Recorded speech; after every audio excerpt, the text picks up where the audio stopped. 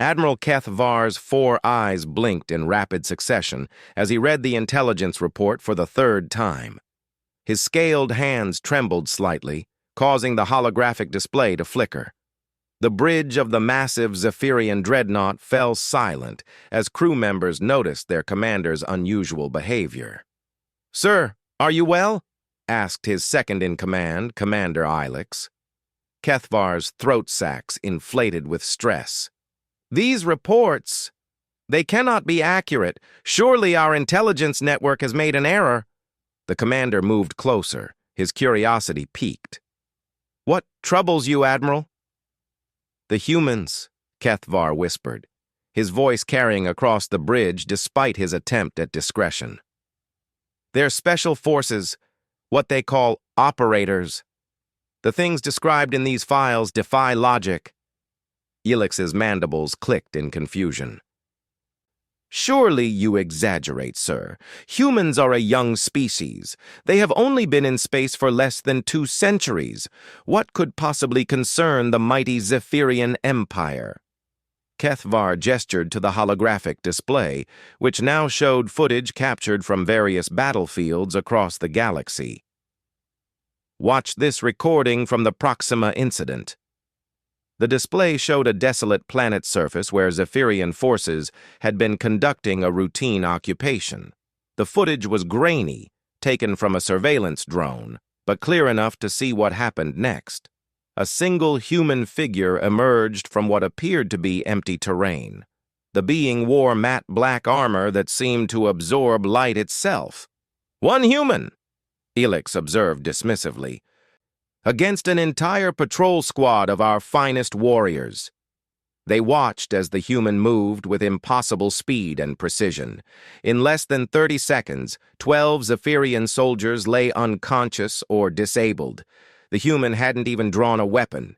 He simply moved through them like a shadow, striking pressure points and nerve clusters with surgical accuracy. "Impossible," Ilix breathed. "Our soldiers are trained from birth. They have superior strength, enhanced reflexes, and combat experience spanning decades." "Continue watching," Kethvar said grimly. The footage switched to another scene.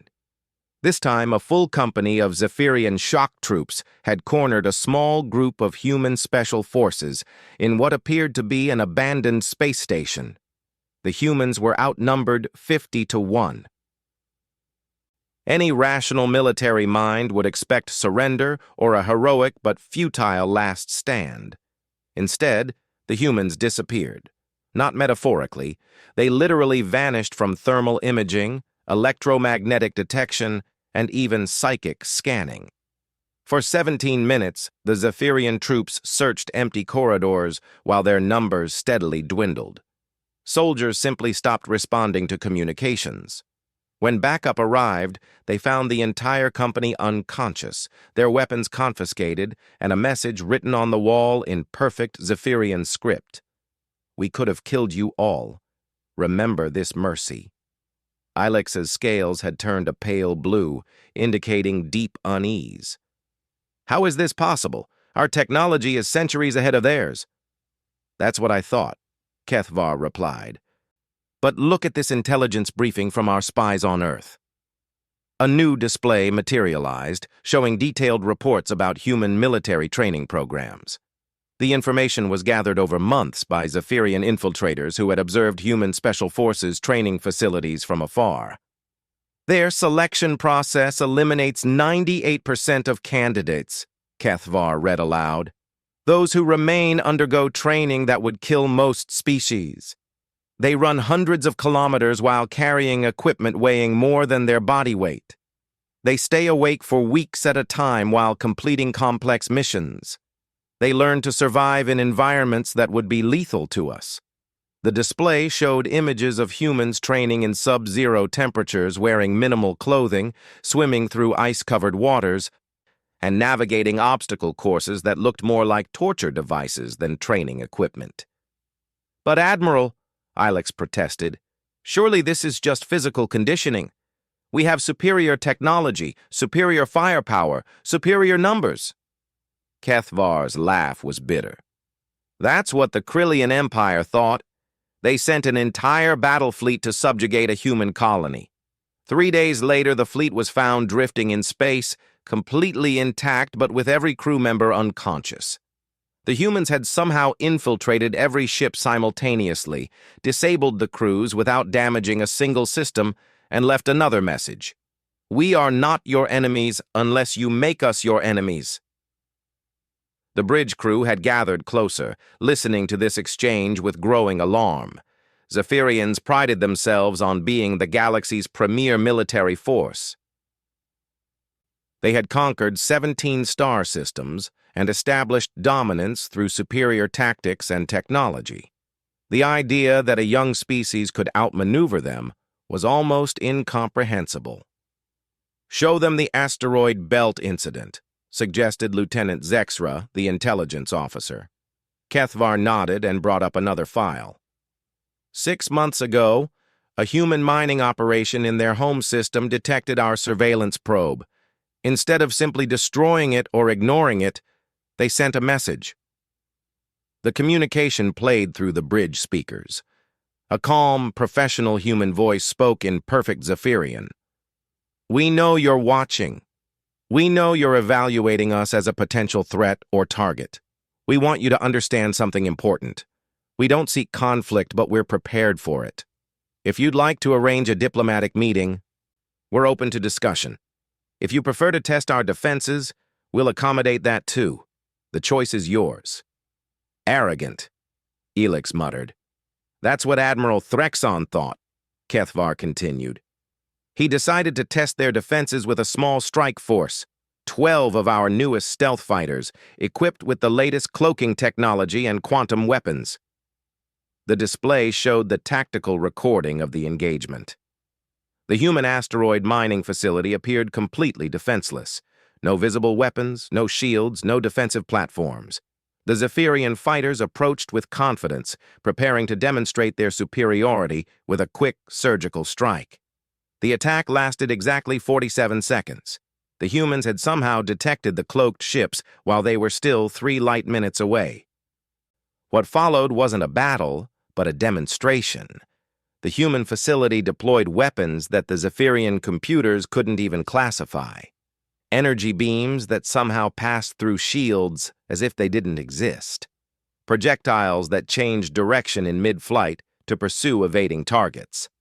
And most disturbing of all, some kind of technology that simply shut down Zephyrian weapon systems without damaging them.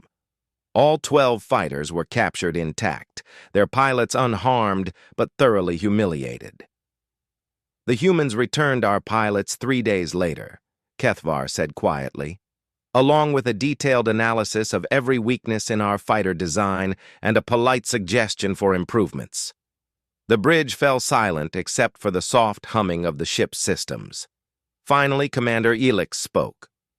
"What are you recommending, Admiral?" Kethvar closed the displays and turned to face his crew. His decision was already made, though it went against every instinct he possessed as a military commander. "I'm recommending that we add humanity to the protected species list and issue a fleet-wide directive. Under no circumstances are Zephyrian forces to engage human special forces in combat." "Sir," protested Lieutenant Zexra, "surely you're not serious. We've never retreated from any species, let alone a primitive one like humanity." Kethvar's scales darkened with anger. "Primitive? Lieutenant, those primitive humans have technology we can't understand, training methods that push the boundaries of biological possibility, and a tactical mindset that consistently outmaneuvers our best strategists. More importantly, they've demonstrated something far more dangerous than superior weapons." "Which is?" Elix asked. "Restraint," Kethvar said simply. "They could have killed thousands of our warriors, but they chose not to. They could have destroyed our ships, but they returned them with improvements. They could have retaliated against our surveillance, but they offered diplomatic talks instead. Do you understand what this means?" The crew looked confused, so Kethvar continued. "It means they're confident, absolutely, completely confident in their ability to defend themselves. They're not aggressive because they don't need to be. They know that if we force them into a real war, they'll win. He gestured to the tactical display showing the positions of various fleets across the galaxy. Every species we've encountered has responded to our presence in one of two ways. They either surrender immediately because they recognize our superiority, or they fight desperately because they know they're outmatched. Humans do neither. They treat us like a neighbor they're willing to get along with but aren't afraid of. Commander Elix was beginning to understand. You believe they're actually more advanced than us? I believe, Kethvar said carefully, that we don't understand their true capabilities. And until we do, we should treat them with extreme caution. Their special forces represent the pinnacle of whatever makes humanity dangerous. We avoid them, we study them from a distance, and we pray to whatever gods we worship that they continue to prefer peace over war. As if summoned by their conversation, the communications officer called out from her station. Admiral, we're receiving a transmission from the human vessel that just entered our sensor range. Kethvar felt his blood cool. What human vessel? Sir, it appears to be a small craft, possibly a scout ship. It's been sitting just outside our detection grid for approximately 6 hours. 6 hours. The humans had been watching them while they discussed how dangerous humans were. The irony wasn't lost on Kethvar. Put them through, he ordered. The main display flickered to life, showing a human in simple military dress. The being looked remarkably ordinary, almost disappointingly so. No visible weapons, no intimidating armor, just a calm, professional demeanor that somehow made Kethvar more nervous than any threat display would have. Greetings, Admiral Kethvar, the human said in flawless Zephyrian. My name is Colonel Sarah Chen, Human Special Operations Command. I understand you've been reviewing some recent incidents involving my colleagues. The fact that they knew his name, knew what he'd been discussing, and had somehow approached undetected while he was specifically talking about their stealth capabilities wasn't lost on anyone present. Colonel, Kethvar managed, to what do we owe this unexpected pleasure? Colonel Chen smiled, and somehow that simple human expression carried more weight than any weapon. I wanted to personally deliver an invitation, Admiral. Our leadership would like to arrange a formal meeting between our species. We believe there's much we could learn from each other. The unspoken message was clear. The humans weren't asking for permission or making threats. They were simply informing him of their intentions while demonstrating that they could approach any Zephyrian vessel whenever they chose. We would be honored to facilitate such a meeting, Kethvar replied. Excellent. We'll transmit coordinates for a neutral meeting location. Oh, and Admiral? Colonel Chen's expression remained friendly. Thank you for considering the safety of your forces. We appreciate leaders who prioritize their people's well-being. The transmission ended, leaving the bridge in stunned silence. 3 weeks after Admiral Kethvar's encounter with Colonel Chen, the Galactic Council convened an emergency session. Representatives from 12 major civilizations gathered on the neutral station Harmony Prime, their usual diplomatic protocols strained by growing concerns about humanity's expanding influence. High Counselor Vexithera of the Andromedans called the session to order with a resonating tone that translated across all languages. We gather today to address what many are calling the human problem. Admiral Kethvar of the Zephyrian Empire will present his findings. Kethvar stood before the assembled delegates, still uncomfortable with the decision he was about to defend. Around the circular chamber, representatives of species that had dominated the galaxy for millennia waited to hear about a threat none of them had anticipated. Honored counselors, Kethvar began, I stand before you today to recommend immediate classification of humanity as a Class 7 civilization, with special restrictions on military engagement. The chamber erupted. Class 7 was reserved for civilizations with technology far beyond current galactic standards. Humanity had been classified as Class 2, barely above primitive. Preposterous, bellowed Ambassador Clactor of the hegemony. Humans have been in space for less than 200 years. They have no significant fleet, no established colonies beyond their home system, and no apparent advanced technology. That, Kethvar replied calmly, is what makes them so dangerous.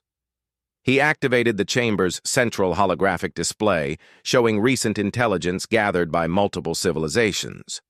Over the past year, 11 different species have attempted to test human defenses. All 11 have failed, not through defeat, but through what can only be described as gentle correction. The display showed a compilation of incidents. Krillian battle fleets found drifting peacefully in space. Hegemony invasion forces waking up in their own ships, with no memory of the previous 3 days. Andromedan spy networks discovering that humans had been feeding them false information for months while providing them with actual improvements to their surveillance technology. They're playing with us, Kethvar continued. Every engagement demonstrates capabilities we don't understand, followed by gestures of goodwill that make retaliation politically impossible. Ambassador Siren of the Crystal Collective projected her thoughts directly into the translation matrix. Surely you exaggerate their abilities. What evidence do you have beyond these pranks? Kethvar had expected this question. 3 days ago, our deep space monitoring stations detected something unprecedented. A human vessel traveling at speeds that should be impossible with their known technology. The display shifted to show sensor readings that made several delegates gasp. The ship had been moving at nearly the speed of light without any visible propulsion system, leaving no energy signature that their instruments could identify. Where was it heading? Asked Counselor Vexithara. That's the disturbing part. It was heading toward the void sector. Silence fell over the chamber. The void sector was a region of space that had been quarantined for over 1,000 years. Ancient automated defense systems of unknown origin had destroyed every ship that attempted to enter. Regardless of technology level or species, it was considered a monument to the hubris of whoever had built those defenses. Impossible, whispered Ambassador Clactor. Nothing can survive the void sector defenses. The human ship entered the sector 4 hours ago, Kethvar continued. Our monitoring stations lost contact with it immediately, as expected. However, 2 hours later, we received this transmission. A new voice filled the chamber, speaking in perfect galactic standard. This is Commander Jackson of the human vessel Artemis. We've successfully made contact with the automated systems in the void sector. Turns out they've been waiting for someone with the right authorization codes. We'll be conducting archaeological surveys for the next few weeks. If any council species would like to send scientific observers, you're welcome to join us. Fair warning, though, the original builders of these systems left some interesting surprises. Bring your best xenoarchaeologists. The transmission continued with technical details about ancient technology that had been considered lost forever, described casually as if the humans were discussing the weather. Ambassador Siren's crystalline form flickered with agitation. How is this possible? Our greatest scientists have studied the void sector for centuries. The defensive systems were completely impenetrable. According to the humans, Kethvar said, the systems weren't defensive. They were educational, designed to test whether approaching civilizations had developed sufficient wisdom and technological sophistication to handle what's inside. And humans passed this test? Counselor Vexithara asked. Apparently they didn't just pass it. Commander Jackson mentioned that the original builders had specifically programmed the systems to recognize certain behavioral patterns and technological approaches. The humans scored higher than the original builders had expected any species could achieve. The implications were staggering. The void sector had been built by a civilization that had disappeared before most current species had developed spaceflight.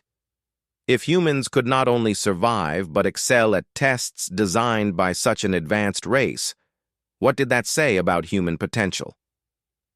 There's more, Kethvar continued reluctantly. Yesterday, we intercepted communications between human research teams.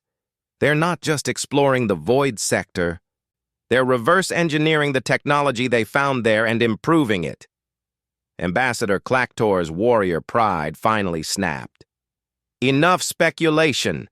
I propose we send a joint fleet to investigate these claims. If humans are truly as capable as you suggest, they won't mind a peaceful inspection. Kethvar's scales darkened with alarm. Ambassador, I strongly advise against any military approach to human space. Why? You speak of their capabilities, but where is your proof of actual threat? Show us their weapons. Show us their fleets. Show us something more than mysterious disappearances and polite messages. The chamber fell quiet as Kethvar considered his response. Finally, he activated a new display, showing intelligence reports from the past 48 hours. Because, Kethvar said quietly, they're already here. The display showed security footage from stations throughout the galaxy. On Andromedan research facilities, maintenance workers who looked perfectly normal but didn't appear in any employment records. On hegemony military bases, janitors who somehow had access to classified areas without triggering security alarms. On Crystal Collective mining operations, technicians whose biological signatures didn't match any known species database. For the past 6 months, humans have been infiltrating our most secure facilities, not as spies or saboteurs, but as observers. They've been working alongside our people, fixing problems, improving efficiency, and gathering intelligence on our capabilities. None of our security systems identified them as threats because they weren't acting like threats. The footage showed human operatives performing routine maintenance tasks while accessing classified computer systems, participating in scientific research while copying technological specifications, and engaging in casual conversations while documenting military capabilities. Most disturbing of all, Kethvar continued, when our intelligence services finally identified them, the humans didn't deny their presence or attempt to escape. They submitted formal reports documenting security weaknesses they had discovered and suggested improvements to our defensive systems. Ambassador Sirin's projection flickered rapidly. They infiltrated our facilities to help us? According to their reports, yes. Each human operative left detailed analyses of vulnerabilities they could have exploited, along with recommendations for upgrades. They also left personal notes for facility commanders, complimenting the dedication and professionalism of the local staff. The chamber buzzed with confused conversations in a dozen languages. The concept of infiltrating enemy facilities to provide security advice was so alien that many delegates struggled to process it. Counselor Vexathara called for order. Admiral Kethvar, what is your assessment of human intentions? Based on all available evidence, Kethvar replied, humans appear to be genuinely interested in peaceful coexistence. However, they're also systematically demonstrating that they could eliminate or dominate any of our civilizations if they chose to do so. It's as if they're showing us their capabilities specifically to prevent us from making the mistake of challenging them. And their special forces? Asked Ambassador Clactor, his earlier aggression replaced by growing unease. Their special forces appear to be their diplomatic corps, Kethvar said simply. Every human operative we've encountered has been polite, professional, and helpful. They complete impossible missions while going out of their way to avoid causing harm or offense. They're not warriors in any sense we understand. They're something else entirely. The display shifted to show a final piece of intelligence, a formal communication from the Human Colonial Administration. 3 hours ago, we received this message from human leadership, Kethvar announced. I believe it clarifies their position. A new voice filled the chamber, warm and professional. Greetings to the esteemed members of the Galactic Council. This is Director Maria Santos of Human Colonial Administration. We understand there's been some concern about recent activities involving our personnel. We want to assure you that humanity has no aggressive intentions toward any Council species. We also want you to know that we are aware of the current debate about our classification status. We appreciate the careful consideration you're giving to this matter. To assist with your deliberations, we've prepared a comprehensive briefing on human capabilities and intentions. We've also invited representatives from each of your civilizations to visit our research facilities and observe our methods firsthand. We believe that direct communication and mutual understanding serve everyone's interests better than speculation and suspicion. We look forward to productive discussions about how our species can coexist and cooperate in this galaxy we all share. Oh, and Ambassador Clactor, we completely understand your desire for concrete evidence of our capabilities. We've prepared a demonstration that we hope will satisfy your curiosity without causing alarm. Please check your personal communications for details. The transmission ended, leaving the chamber in stunned silence. Ambassador Clactor's expression shifted from confusion to alarm as he accessed his personal communication device. "What does it say?" Counselor Vexathera asked. Clactor's voice was barely audible. It's a complete tactical analysis of our home system's defenses. Every fleet position, every weapon emplacement, every security protocol, along with a detailed plan for how they could neutralize our entire military without causing a single casualty. He looked up at the assembled delegates. And an invitation to dinner at their embassy tomorrow evening to discuss improvements to our defensive strategies. The implications were clear to everyone present. Humanity hadn't just infiltrated their facilities and demonstrated superior technology. They had somehow gained complete intelligence on the military capabilities of every major civilization in the galaxy, and they were politely informing them of this fact while offering to help improve their defenses. Counselor Vexthara's voice carried a tone of resignation.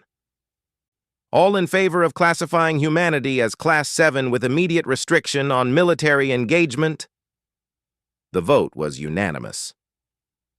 6 months after the Galactic Council's unanimous decision to avoid human special forces, Admiral Kethvar found himself in an unprecedented situation. He was sitting in a comfortable chair in what humans called a coffee shop on Luna Station, humanity's primary diplomatic outpost, waiting to meet with the very beings his entire military career had trained him to fear. The irony wasn't lost on him. The most feared military commander in the Zephyrian Empire was nervous about a social meeting with humans who had repeatedly demonstrated they could disable his entire fleet without breaking a sweat. "Admiral Kethvar?" a pleasant voice asked. He looked up to see a woman in simple civilian clothing approaching his table. She appeared completely ordinary, medium height, brown hair, friendly smile. Nothing about her suggested she was capable of the impossible feats attributed to human special forces. "I'm Lieutenant Colonel Sarah Chen," she said, extending her hand in the human gesture of greeting. "We spoke via communication link several months ago." Kethvar carefully shook her hand, noting that her grip was firm but not aggressive.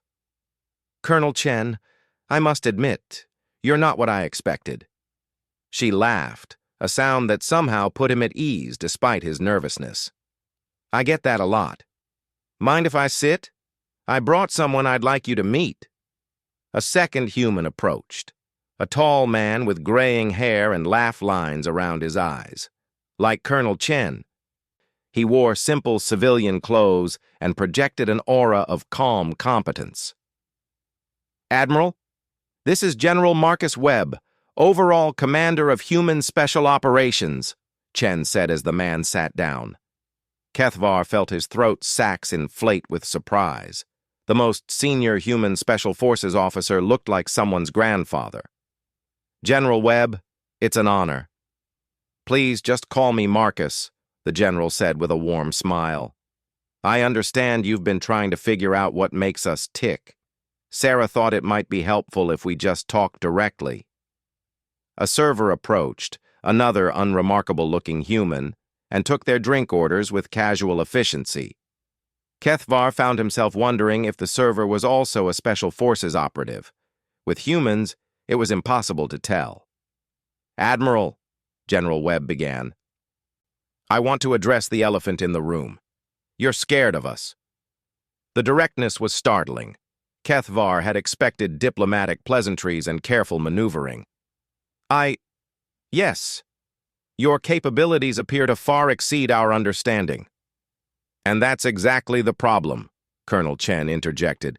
"You're trying to understand our capabilities when you should be trying to understand our purpose." "What do you mean?" General Webb leaned forward. "Tell me, Admiral, what do you think human special forces are designed to do?" Kethvar considered the question. "Based on our observations, you seem capable of infiltrating any facility, disabling any defense system, and neutralizing any military force. The logical conclusion is that you're designed for conquest." "Wrong," Webb said simply. "We're designed to prevent wars." The concept was so alien to Kethvar's military mindset that he struggled to process it. "I don't understand." Colonel Chen pulled out a small device and projected a holographic display between them. "This is a record of human conflicts over the past century. Notice anything interesting?" The display showed a timeline of human military engagements. Kethvar studied the data carefully, noting patterns that didn't match standard military doctrine. "Your conflicts are brief," he observed. "Most last only days or weeks, not years." "Exactly," Webb nodded. "We learned something important from our history. The most effective way to end a conflict is to make it clear to all parties that continuing the fight serves no one's interests." "But how do you achieve this without massive casualties?" Chen smiled. "By demonstrating overwhelming capability while showing restraint in its use. When we show an enemy that we could destroy them completely but choose not to, it tends to encourage negotiation over escalation." The server returned with their drinks, something called coffee for the humans, and a Zephyrian nutritional beverage for Kethvar. The casual normalcy of the moment contrasted sharply with the extraordinary nature of their conversation. "Let me give you an example," General Webb continued. 20 years ago, we had a conflict with the Martian colonies. They declared independence and threatened to destroy Earth's orbital infrastructure if we tried to stop them." "A civil war." Kethvar nodded. "These are typically the most brutal conflicts." "Usually, yes. But instead of launching a military assault, we sent 12 Special Forces operatives to Mars. In 72 hours, they had infiltrated every major facility on the planet. But instead of sabotaging systems or capturing leaders, they did something different." Colonel Chen took over the story. "They organized the planet's entire food distribution network, repaired failing life support systems, and left detailed plans for improved infrastructure development. Then they left a message explaining that Earth wanted Mars to succeed as an independent colony, but we needed guarantees that they wouldn't threaten civilian populations." "The result?" Webb asked. Kethvar was beginning to understand. "They realized that Earth could help them more than it could harm them." "Exactly. Mars declared independence, Earth recognized their sovereignty, and we signed a mutual defense treaty. No shots fired, no casualties, and now Mars is one of our strongest allies." The Admiral was quiet for a moment, processing this information. "But surely this approach doesn't work with all adversaries." "You're right," Chen admitted. "Some conflicts require more direct intervention. But even then, our goal is always to minimize casualties while maximizing the psychological impact." Webb activated another display. "This is a recent example. The Proxima pirates had been raiding shipping lanes for 3 years. They had superior numbers, defensive positions, and sophisticated equipment. Conventional military wisdom suggested a costly siege would be necessary." "I remember this incident," Kethvar said. "The pirates simply surrendered." "After we sent 6 operatives to their main base," Chen explained, In one night, they disabled every weapon system, encrypted every computer database, and replaced all the food in the pirates' cafeteria with a note that read, "We could have poisoned your food as easily as we prepared it. Instead, we made you dinner. Please consider a career change." The next morning, Webb continued, the pirates found their ship's navigation systems had been reprogrammed with routes to legitimate trading posts, along with applications for merchant licenses. Most of them are now running successful businesses. Kethvar found himself laughing despite his confusion. "You're telling me that you ended a piracy operation by helping them find better jobs?" "Why not?" Chen asked. "They became pirates because they thought it was their best option for survival. When we showed them better options while demonstrating that piracy wasn't viable anymore, they made rational decisions." The general leaned back in his chair. "This is what you need to understand about human special forces, Admiral. We're not killers. We're problem solvers. Our job is to find solutions that serve everyone's interests while making it clear that destructive behavior isn't acceptable." "But the capabilities we've observed," Kethvar protested, "the technology, the stealth systems, the ability to defeat our finest warriors." "All necessary tools," Webb agreed, "but they're tools for preventing violence, not causing it. When someone knows you could destroy them but chooses to help them instead, it tends to make a lasting impression." Colonel Chen stood up. "Admiral, would you like to see our training facility? I think it might help explain our methods." Kethvar hesitated. Every instinct warned him against entering what was essentially a human military installation. But curiosity overcame caution. "I would be honored." The tour that followed redefined Kethvar's understanding of military training. Instead of weapons ranges and combat simulations, he saw classrooms where operatives studied xenopsychology, cultural anthropology, and conflict resolution. Instead of drill sergeants screaming orders, he saw instructors calmly discussing the ethical implications of various intervention strategies. "This is our primary training module," Chen explained as they observed a simulation in progress. "Students are presented with scenarios where they must achieve mission objectives while minimizing harm to all parties involved." On the holographic display, trainee operatives were working through a hostage situation. Instead of planning an assault, they were analyzing the psychology of the hostage takers, identifying underlying grievances, and developing strategies to address root causes rather than symptoms. "What about physical training?" Kethvar asked. "We've observed capabilities that seem to exceed normal human limits." General Webb led him to another area where operatives were practicing what appeared to be elaborate dance routines. "This is our movement training. We call it adaptive kinetics. It teaches operatives to move efficiently through any environment while minimizing their impact on surroundings." "It looks like art," Kethvar observed. "It is art," Webb confirmed. "We learned that the most effective way to develop superhuman physical capabilities is to approach movement as a form of creative expression rather than aggressive action. When you think of your body as an instrument for creating beauty rather than inflicting damage, you discover abilities you never knew you had." They spent hours touring facilities that challenged every assumption Kethvar had held about military training. Language laboratories where operatives learned to speak with perfect cultural nuance, psychology workshops where they studied the behavior patterns of dozens of species, technology centers where they developed equipment designed to disable rather than destroy. As the tour concluded, General Webb made an unexpected offer.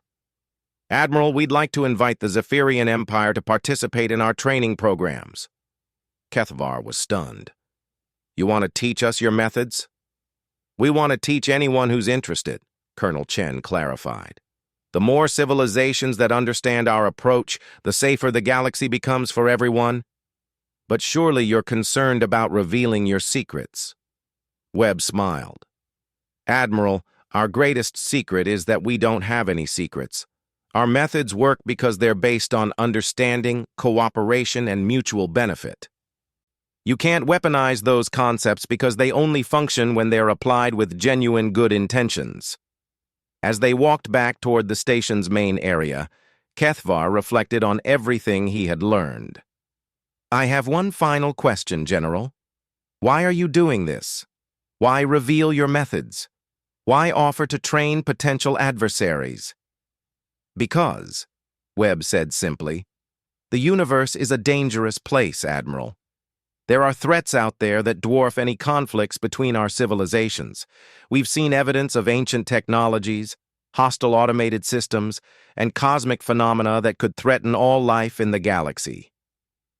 When those threats emerge, Chen added, we're going to need to work together. And that's much easier to do when everyone understands that cooperation serves everyone's interests better than conflict. 6 months later, Admiral Kethvar stood before the Galactic Council once again. This time, however, he wasn't reporting on human threats. He was presenting a proposal for the establishment of the Galactic Cooperative Defense Initiative, a joint training program based on human special forces methods. The proposal is simple, he announced to the assembled delegates. Instead of maintaining separate military forces designed to fight each other, we create collaborative units trained to solve problems together. Ambassador Clactor, now serving as military liaison to the human training programs, stood to support the proposal. In 6 months of training with human instructors, our personnel have achieved results that exceed decades of traditional military education. More importantly, they've learned to view potential conflicts as puzzles to be solved rather than battles to be won. The vote was unanimous. Within a year, Special Forces operatives from across the galaxy were training together on Luna Station, learning to blend the unique capabilities of their species with human methods of conflict resolution. And when the first external threat to the galaxy emerged, ancient automated warships awakening in the galactic core, the response was swift and effective. 12 species working as one, using techniques that disabled hostile systems while preserving valuable technology, ultimately transforming potential destroyers into sources of scientific advancement. Admiral Kethvar, now serving as Supreme Commander of the Galactic Cooperative Defense Force, often reflected on how humanity had achieved something that no other civilization had managed. They had made war obsolete not through superior firepower, but through superior understanding.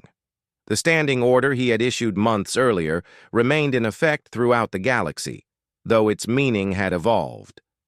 Avoid human special forces at all costs, unless you want to learn how to make the universe a better place for everyone.